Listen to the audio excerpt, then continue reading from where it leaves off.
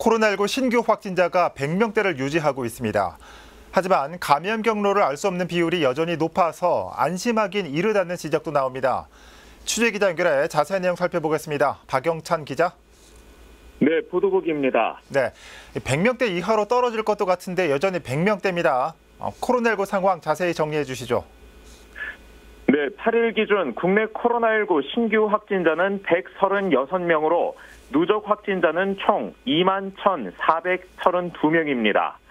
사망자는 전일 대비 3명이 더 늘어난 5명으로 누적 사망자는 341명으로 집계됩니다. 신규 확진자 수만 놓고 보면 6일 연속으로 100명대를 기록하고 있어 감염 확산이 어느 정도 진정 국면에 들어서고 있는 것으로 보입니다.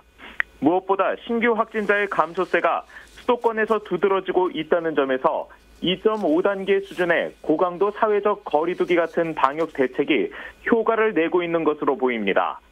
서울과 경기 등 수도권 지역의 신규 확진자도 67명으로 집계됐는데 수도권 지역 신규 확진자가 100명 이하로 떨어진 날이 계속되고 있다는 점도 이와 같은 분석에 힘을 싣고 있습니다.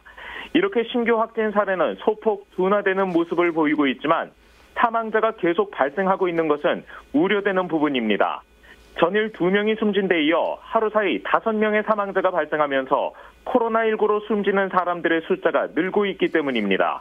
여기에 경로를 알 수 없는 감염이 늘고 있다는 점도 방역의 걸림돌로 작용하고 있습니다. 최근 2주 동안 발생한 신규 확진자 3,631명 중에서 807명은 아직도 어디에서 감염됐는지 그 경로도 특정하지 못하고 있기 때문입니다. 비율로 따지면 최근 코로나19 신규 확진 판정을 받은 사람들 중 20%에 가까운 사람들이 자신도 자각하지 못하는 사이에 감염됐다는 뜻으로 해석할 수 있습니다. 감염 확산을 막기 위해 선제적인 조치가 중요한 것을 고려하면 감염 경로를 파악할 수 없다는 건 방역의 걸림돌로 작용할 수 있습니다. 결국 정부의 방역 대책과 함께 생활 속에서 개인 위생 수칙을 준수하는 게 중요하다는 점을 유념해야 하겠습니다. 지금까지 보도국에서 전해드렸습니다. 네, 박영찬 기자 수고했습니다. 코로나19 발생 상황 살펴봤습니다.